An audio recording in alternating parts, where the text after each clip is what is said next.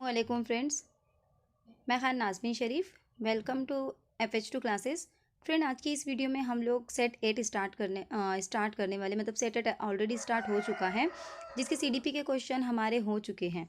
आज की इस वीडियो में हम लोग इंशाल्लाह इंग्लिश के जितने भी क्वेश्चन आए हैं इस सेट में, उन क्वेश्चंस को सॉल्व करने की पूरी पूरी कोशिश करेंगे कि पूरे क्वेश्चन हम एक वीडियो में कवर करें। देखिए, मैं इंशाल्लाह कोशिश करूँगी कि मैं ज़्यादा वीडियोज़ अपलोड करूँ। एक्चुअली थोड़ा सा बिजी शेड्यूल है, इसके लिए वीडियोस अपलोड नहीं हो पा रहे हैं, लेकिन इंशाल्लाह कोशिश रहेगी कि एग्ज़ाम से पहले पहले जितने भी सेट हैं एक बार पूरे प्रीवियस ईयर क्वेश्चन पेपर मैं आपको करवा दूँ, बेसिक मैथ्स आपको करवा दूँ। इंशाल्लाह जितना भी मुझसे होगा मैं करने की पूरी पूरी कोशिश करूँगी। बस आप लोगों का सपोर्ट चाहिए। अगर आप लोगों का सपोर्ट रहा तो इंशाल्लाह ताला हमारे पूरे के पूरे सेट भी कंप्लीट हो जाएंगे, और इंशाल्लाह ताला जो बाकी के सब्जेक्ट्स है या फिर जो भी अदर एक्स्ट्रा चीज़ें हैं वो भी हम करने की कोशिश करेंगे। तो आज हम लोग जो सेट 8 के इंग्लिश के क्वेश्चन हैं उनको करेंगे। तो चलिए देरी ना करते हुए हम डायरेक्टली क्वेश्चन की तरफ आगे बढ़ते हैं। देखिए, इसे हम इसके अंदर भी ले सकते हैं, जनरल नॉलेज में भी ले सकते हैं इस क्वेश्चन को, और इंग्लिश लैंग्वेज में भी ये क्वेश्चन आ सकता है, यानी ज़बानदानी में ये क्वेश्चन आ सकता है।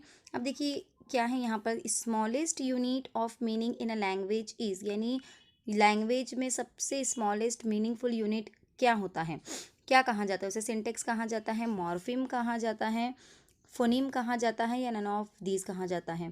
तो देखिए, फर्स्ट वाला जो है सिंटेक्स, सिंटेक्स का मतलब होता है स्ट्रक्चर, यानी किसी भी सेंटेंस को लिखने का क्या स्ट्रक्चर होता है, जैसे subject plus verb plus object, ये हो गया उसका सिंटेक्स, यानी उसका स्ट्रक्चर कि किस स्ट्रक्चर में, किस फॉर्मेट में, किसी भी लैंग्वेज का जब हम लोग तरतीब देते हैं तो उसको कहा जाता है सिंटेक्स। अब मॉर्फिम क्या है? देखिए, मॉर्फिम का ही मतलब होता है smallest unit of meaningful word, यानी जैसे अगर ये वाटर है तो वाटर को मैं और ज़्यादा टुकड़े इसके कर सकती हूँ क्या, ताकि इसके मीनिंगफुल कोई और वर्ड बने? नहीं कर सकती, मतलब ये स्मॉलेस्ट यूनिट हो गया मीनिंगफुल वर्ड का। ओके, तो ये हो जाएगा मॉर्फिम। अब फोनीम क्या है? देखिए, फोनीम इसका नाम में ही छुपा है फ़ोन, फ़ोन का कनेक्शन किससे होता है? साउंड से, यानी फ़ोन पर हम सुनते हैं ना, तो फ़ोन का कनेक्शन किससे होता है? साउंड से होता है, यानी फोनीम्स यानी स्मॉलेस्ट यूनिट ऑफ साउंड, जैसे चो, स, ब, भ, इस तरह से जो साउंड होते हैं उन्हें कहा जाता है फोनेम्स, यानी smallest unit of sound is called phoneme, और smallest unit of a meaningful word is called morpheme, and the structure of the sentence is called syntax. Okay, तो ये चीज़ें आपको याद रखनी है।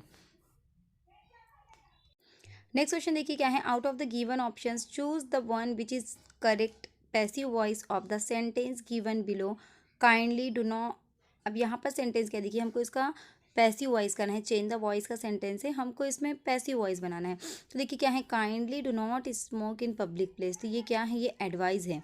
ओके, किस टाइप का क्वेश्चन, किस टाइप का सेंटेंस है? ये एडवाइस है। ये क्वेश्चन जो सेंटेंस है, kindly do not smoke in a public place. तो देखिए, जब एक्टिव से पैसिव हम करते हैं तो हम क्या करते हैं? देखिए, सब्जेक्ट वर्ब और ऑब्जेक्ट को पहचानते हैं, फिर उसमें हम क्या करते हैं? ऑब्जेक्ट को सब्जेक्ट की जगह पर लेकर आते हैं। ओके, फिर हम हेल्पिंग वर्ब का इस्तेमाल करते हैं, वर्ब का थर्ड फॉर्म इस्तेमाल करते हैं, हम बाएं लगाते हैं, और जो सब्जेक्ट होता है उसको हम लास्ट में ले लेते हैं। इस तरह से फॉर्मेट होता है। लेकिन थोड़ा सा यहाँ पर देखिए, ये जो सेंटेंस है ना, ये कैसा सेंटेंस है?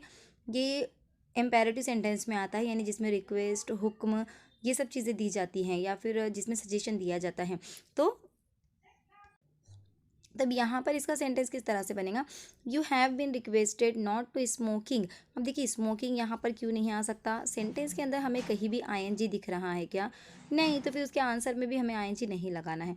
अब देखिए, you were requested not to have smoke. अब देखिए यहाँ पर जो ये है हेल्पिंग वर्ब, यहाँ पर देखिए डू का इस्तेमाल हुआ है, यानी यहाँ पर जो फर्स्ट जो हमारा सवाल है वो परफेक्ट टेंस में है क्या? अगर नहीं है तो हम, जैसे अगर सवाल के अंदर हैव या हैज़ है, सपोज हैव या हैज़ है अगर सवाल के अंदर, तो हम उसको पैसिव वॉइस बनाते टाइम हैड ले लेंगे। ओके, लेकिन यहाँ पर सवाल में ही हमारा हैज़ या हैव, यानी परफेक्ट टेंस का सेंटेंस ही नहीं है ना ये, तो जब चेंज होगा ये पैसिव में, तो टेंस जो है वो चेंज नहीं होता है, तो यहाँ पर ये भी परफेक्ट टेंस में नहीं बनेगा। अब यहाँ पर देखिए क्या है, kindly do not smoke in a public place, तो यहाँ पर देखिए यू वेयर रिक्वेस्टेड, अब यहाँ पर आपसे रिक्वेस्ट की गई है not to have smoke in a public place, ये भी नहीं आएगा क्योंकि हैव आ गया यहाँ पर। अब देखिए यहाँ पर हमको सेंटेंस का जो टेंस है वो चेंज नहीं करना है, सिर्फ हम इसमें क्या करते हैं, हेल्पिंग ये जो वर्ब होता है उसका थर्ड फॉर्म इस्तेमाल करते हैं अगर ज़रूरी है तो, यानी सिंपल सेंटेंस अगर है तो सिंपल सेंटेंस के अंदर हम ये रूल फॉलो करते हैं कि सब्जेक्ट को हम ऑब्जेक्ट को सब्जेक्ट बना देते हैं, फिर हेल्पिंग वर्ब का इस्तेमाल करते हैं जिस भी टेंस में वो सेंटेंस होगा, वर्ब का थर्ड फॉर्म इस्तेमाल करते हैं, बाय लगाते हैं और फिर हम क्या करते हैं सब्जेक्ट को ऑब्जेक्ट बनाते हैं। लेकिन यहाँ पर ये सेंटेंस जो है ये रिक्वेस्टेड है, तो यहाँ पर देखिए इसका ऐसे बनेगा, you are requested not to. देखिए यहाँ पर आर आया यानी टेंस चेंज हुआ, क्या यहाँ पर भी प्रेजेंट टेंस था, यहाँ पर भी हमने प्रेजेंट टेंस चेंज का इस्तेमाल किए। Not to smoke in a public place, यानी रिक्वेस्टेड, देखिए ये थर्ड फॉर्म इस्तेमाल हुआ है, रिक्वेस्टेड थर्ड फॉर्म हमने इस्तेमाल किए वर्ब का। तो यू आर रिक्वेस्टेड यानी आपसे रिक्वेस्ट की जा रही है कि not to smoke in a public place, कि आप पब्लिक प्लेस पे स्मोकिंग ना करें। तो इस हिसाब से अगर देखा जाए तो ऑप्शन नंबर सी जो है इसका यहाँ पर सही होगा। अब डी में देखिए वी आया है, तो यहाँ पर सेंटेंस के अंदर वी का इस्तेमाल हो रहा है क्या? कहीं भी नहीं, हम की बात ही नहीं हो रही है ना यहाँ पर, तो यहाँ पर वी वाला सेंटेंस नहीं आएगा। ऑप्शन नंबर सी जो है यही इसका सही जवाब होगा। नेक्स्ट क्वेश्चन देखिए क्या है। नेक्स्ट क्वेश्चन है, out of the given options which best express the meaning of the given proverb, may make hay while the sun shines. Okay, यानी जब सूरज की किरणें जब है तभी उनका इस्तेमाल कर ले। तो इसका मतलब, इस प्रोवर्ब का मतलब क्या हो सकता है? If you have an opportunity to do something do it before the opportunity expire, यानी जब आपके पास मौका है किसी काम को करने का तो आप उसी वक्त उस काम को कंप्लीट कर ले, मौका हाथ से जाने से पहले। Finish all the agricultural work during day time, यानी जितने भी एग्रीकल्चर के काम है, खेती बाड़ी के काम है, वो दिन में ही कंप्लीट कर ले। If you have an opportunity you need not worry for future, यानी अगर आपके पास मौके हैं तो आपको फ्यूचर के बारे में सोचने की कोई भी ज़रूरत या कोई भी फिक्र नहीं है। It is only the lucky people who get good opportunity, यानी सिर्फ खुशकिस्मत लोग ही होते हैं जिन्हें मौके मिलते हैं। तो देखिए इस प्रोवर्ब का मतलब अगर हम देखेंगे यहाँ पर तो क्या होगा इस प्रोवर्ब का मतलब, if you have an opportunity to do something do it before the opportunity expire, यानी जब आपके पास मौका है तो उसी वक्त उस मौके का फ़ायदा उठा ले, मौका हाथ से जाने से पहले। तो ऑप्शन नंबर ए यहाँ पर इसका सही जवाब होगा। आप देख सकते हैं ऑप्शन गिवन है यहाँ पर।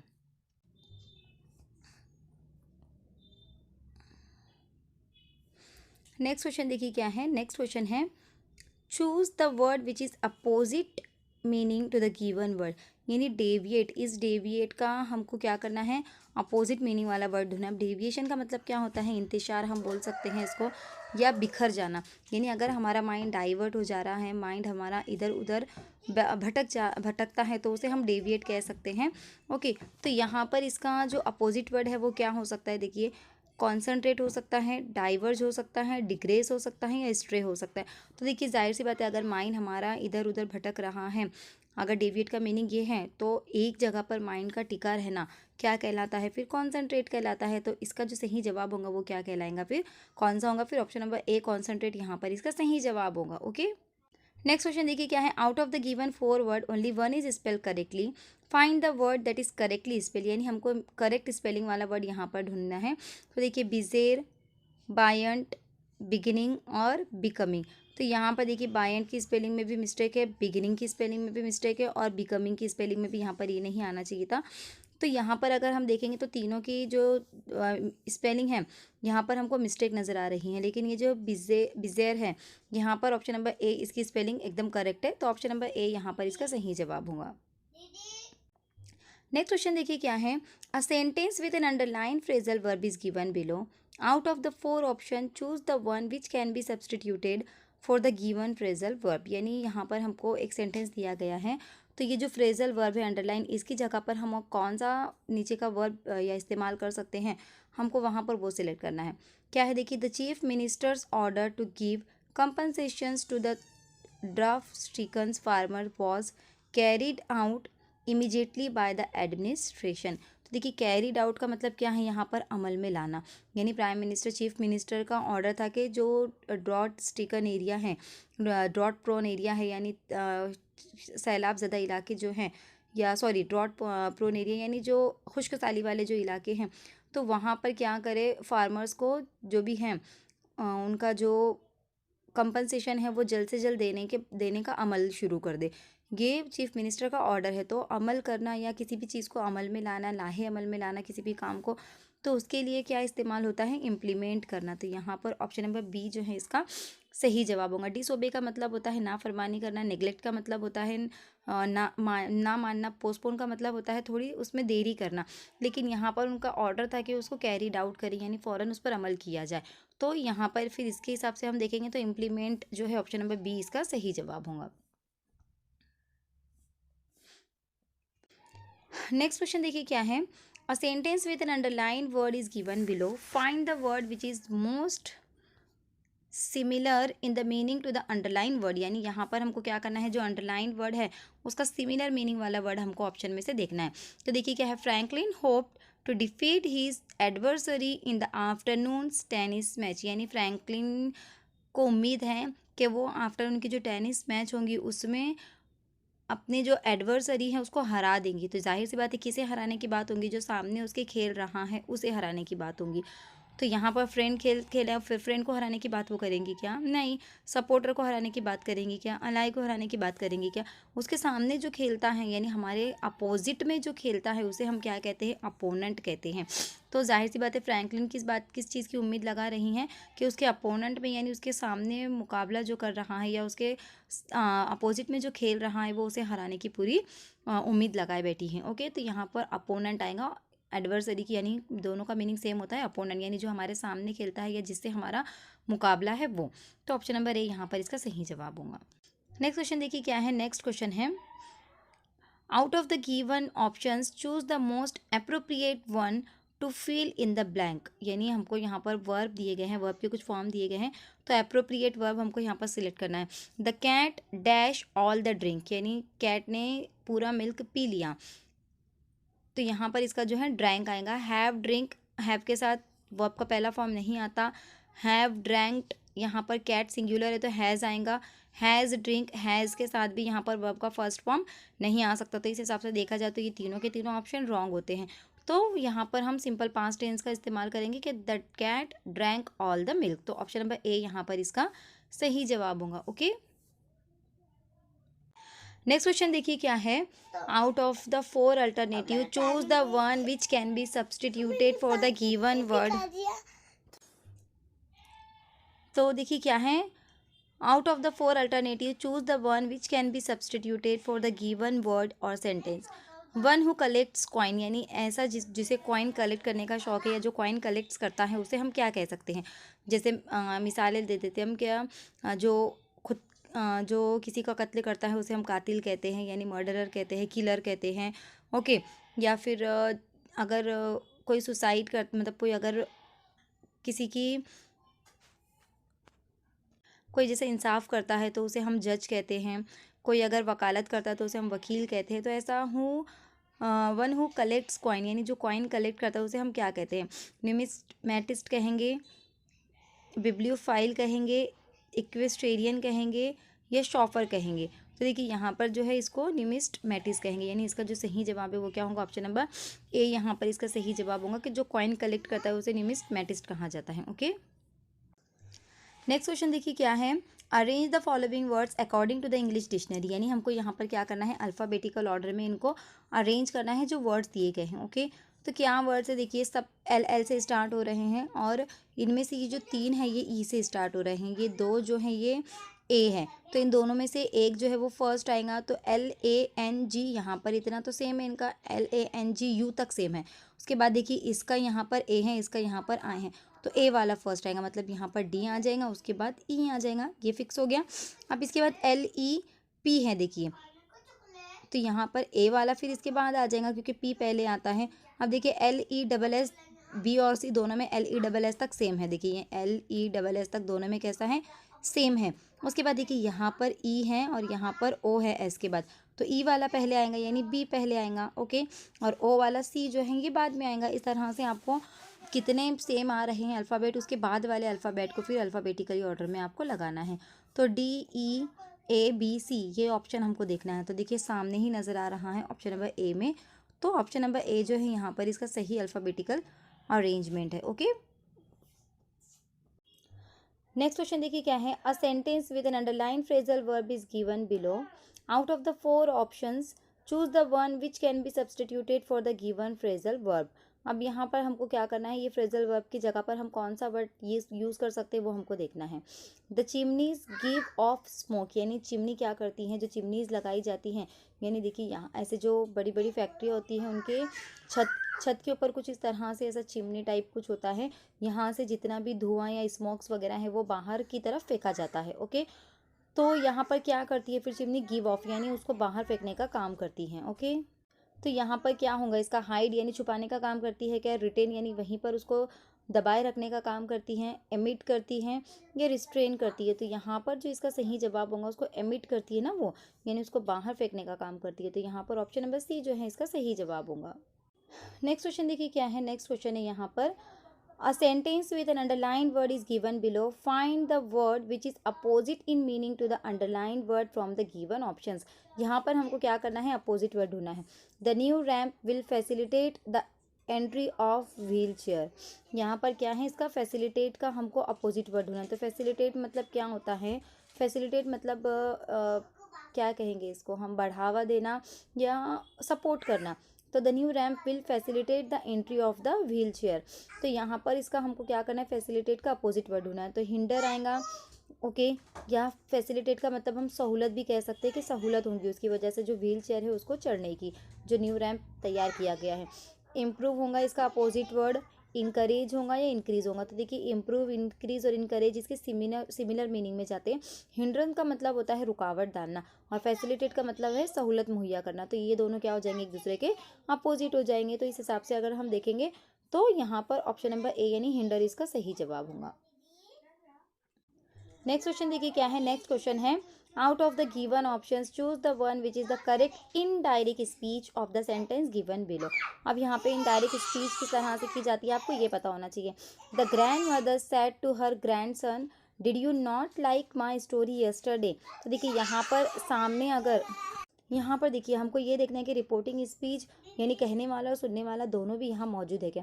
तो देखिए द ग्रैंड मदर जो है ये कहने वाली है और उसका सुनने के लिए कौन है, उनके हर ग्रैंडसन है। तो यहाँ पर इस सेड टू की जगह पर हम क्या इस्तेमाल कर सकते हैं, आस्क्ड इस्तेमाल कर सकते हैं, टोल्ड इस्तेमाल कर सकते हैं, सजेस्टेड, रिक्वेस्टेड, ऐसी चीज़ें जो मतलब अकॉर्डिंग टू सेंटेंस। तो यहाँ पर क्या है देखिए, did you not like my story yesterday, ये क्या है, सवाल है। तो यानी इस सेड टू की जगह पर क्या आएगा, हमारा आस्क्ड आएगा, यानी the grandmother asked her grandson. इतना तो सब में फिक्स है, अब सब जगह पर आस्क्ड आएगा। यहाँ पर सेड टू यानी पास्ट टेंस में है ना। तो देखिए ऑप्शन नंबर डी और ऑप्शन नंबर बी तो यहाँ से कैंसिल हो गया। अब ए और सी में से हमको देखना है कि the grandmother asked her grandson. अब देखिए did you not like my story yesterday. तो देखिए इफ़ या वेदर से सवालिया जुमला अगर होता है किसमें, इनडायरेक्ट स्पीच में, तो हम उसको इफ़ या वेदर से ज्वाइन करते हैं, कॉमा इन्वर्टेड कॉमा हटा देते हैं। तो दोनों भी जगह पर यहाँ पर इफ़ है। ओके, ए में भी इफ़ है और सी में भी इफ़ है, यहाँ पर दोनों भी जगह पर इफ़ है। अब उसके बाद देखिए did you not like my story yesterday. तो if they did not, okay, if they did not like her story the day before, इस तरह से आएगा। ओके,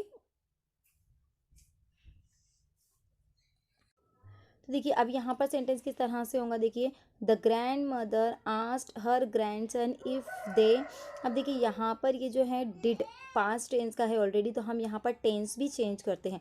तो सिंपल पास्ट टेंस का जो है वो पास्ट परफेक्ट में चला जाता है। अगर प्रेजेंट टेंस का है तो हम उसको पास्ट टेंस में यूज़ कर सकते हैं, और अगर पास्ट टेंस का है, सिंपल पास्ट टेंस का, तो हम उसको क्या करेंगे, परफेक्ट टेंस में डालेंगे। तो the grandmother asked her grandson if they had not liked her story the day before. इस तरह से ऑप्शन नंबर सी इसका सही जवाब होगा। तो यहाँ पर आपको इसके रूल्स मालूम होने चाहिए, डायरेक्ट इनडायरेक्ट स्पीच को किस तरह से किया जाता है। टेंसेस का जो मेन सेंटेंस होता है उसमें टेंसेस का अदल बदल या जो वर्ड आते हैं जैसे yesterday, the day before, tomorrow, the day after, tonight, last night, इस तरह से जो चेंज होते हैं ये चीज़ें, नाउ का देन होता है, हियर का देयर होता है। तो इस तरह से जो चेंजेस होते हैं ये आपको मालूम होने चाहिए। ओके, तो यहाँ पर इस हिसाब से अगर देखेंगे तो ऑप्शन नंबर सी जो है इसका सही जवाब होगा कि the grandmother asked her grandson if they had not like her story the day before. Option number c इसका सही जवाब है। नेक्स्ट क्वेश्चन देखिए क्या है, नेक्स्ट क्वेश्चन कुछ इस तरह से है। देखिए नेक्स्ट क्वेश्चन क्या है, a sentence with an underlined idiomatic expression is given. What is the meaning of the idiomatic expressions dog, days in the sentence given below. अब देखिए हमको इसका मीनिंग ढूंढना है। The dog days of summer are a difficult period for those who have to work out in the open. तो यहाँ पर इसका डॉग डेज का मतलब क्या है? The hottest day of the summer, the coolest day of the summer, the happiest day of the summer और none of the above. तो देखिए सेंटेंस के हिसाब से ही आप देखिए कि the dog days of summer यानी समर के जो डॉग डेज होते हैं उनमें डिफ़िकल्ट पीरियड यानी ये डिफ़िकल्ट वक्त होता है किन लोगों के लिए? Who have to work out in the open यानी जो बाहर खुली मैदान में या खुली जगह में काम करते हैं। तो गर्मियों के जो दिन होते हैं वो उनके लिए बहुत डिफ़िकल्ट होते हैं। तो डॉग डे का मतलब यहाँ पर फिर क्या हो सकता है? ज़ाहिर सी बात है गर्मी की शिद्दत की वजह से उनके लिए काफ़ी डिफ़िकल्ट होता होगा। तो the hottest days of the summer यानी the hottest days of the summer are a difficult period for those who have to work out in the open. Okay, तो ऑप्शन नंबर ए इसका सही जवाब होगा। Next question देखिए क्या है, article का क्वेश्चन है। Fill in the blank with the correct article. Dash wisdom of Solomon is great. तो देखिए यहाँ पर क्वालिटी की बात हो रही है। विजडम यानी उसकी जो होशियारी है, वाइज है, वो जो उसकी होशियारी है वो कैसी है? ग्रेट है। तो यहाँ पर इसका क्या होगा फिर? जब हम किसी क्वालिटी की किसी खूबी की बात करते हैं तो द इस्तेमाल होता है। तो the wisdom of Solomon is great. Okay, तो यहाँ पर ये इसका सही जवाब होगा द। ए और एन का इस्तेमाल कब होता है? जब सिंगुलर काउंटेबल नाउन होता है तब हम ए और एन का इस्तेमाल करते हैं। ओके, नेक्स्ट क्वेश्चन देखिए क्या है, स्पेलिंग से रिलेटेड है। Out of the given 4 word only one is not spelled correctly यानी हमको यहाँ पर मिस स्पेल वर्ड को पहचानना है। Find the word that is not correctly spell. तो यहाँ पर क्या है देखिए, बेसिकली, अपेरेंटली, कम्प्लीटली और डेफिनेटली। तो देखिए बेसिकली में यहाँ पर बेसिकली होता है वो, तो इसमें यहाँ पर हमको ये नॉट करेक्टली स्पेल वर्ड है। बेसिकली इस तरह से होता है, ये ए भी होगा इसके बीच में। तो यहाँ पर इस हिसाब से अगर देखा जाए तो मिस स्पेल वर्ड कौन सा है यहाँ पर? ऑप्शन नंबर ए जो है यहाँ पर मिस स्पेल वर्ड है। तो ऑप्शन नंबर ए जो है इसका सही जवाब होगा। नेक्स्ट क्वेश्चन देखिए क्या है। नेक्स्ट क्वेश्चन है choose the word which is most similar in meaning to the given word. यानी हमको यहाँ पर ये देखना है कि जो सिमिलर मीनिंग है हमको यहाँ पर वो तलाश करना है। ओके, तो एवर लास्टिंग, एवर लास्टिंग यानी जो हमेशा के लिए रहता है उसे कहते हैं हम एवर लास्टिंग। तो यहाँ पर क्या हो सकता है? शॉर्ट लिव्ड यानी जो कम अरसे के लिए रहता है, क्या ये इसका सेम मीनिंग होगा? टेम्पररी, टेम्पररी का मतलब भी यही होता है कि कुछ कुछ वक्फे के लिए, और मैंडेटरी का मतलब भी यही होता है कि कुछ अरसे के लिए। तो हम यहाँ पर एवर लास्टिंग का मतलब होता है सदाबहार जिसे कह सकते हैं, या हमेशा के लिए हम बोल सकते हैं। तो एवर लास्टिंग यहाँ पर इसका सेम मीनिंग वाला हो जाएगा इटर्नल। तो ऑप्शन नंबर ए जो है इटर्नल इसका यहाँ पर सही जवाब है। ओके, तो आज की वीडियो में इतना ही। इंग्लिश के पूरे क्वेश्चन फिनिश होते हैं यहाँ पर। वीडियो आपको कैसी लगी कमेंट करके ज़रूर बताएं। अगर आपको वीडियो अच्छी लगती है तो उन तक भी शेयर कीजिए जो टेट एग्ज़ाम की प्रिपरेशन कर रहे हैं। और अगर आप चैनल पर नए हैं तो मेरे चैनल को सब्सक्राइब ज़रूर कीजिए। नेक्स्ट वीडियो में हम लोग इंशाल्लाह मराठी के क्वेश्चन लेकर आएंगे। तब तक के लिए मुझे दुआ में याद रखिए। अल्लाह हाफिज़।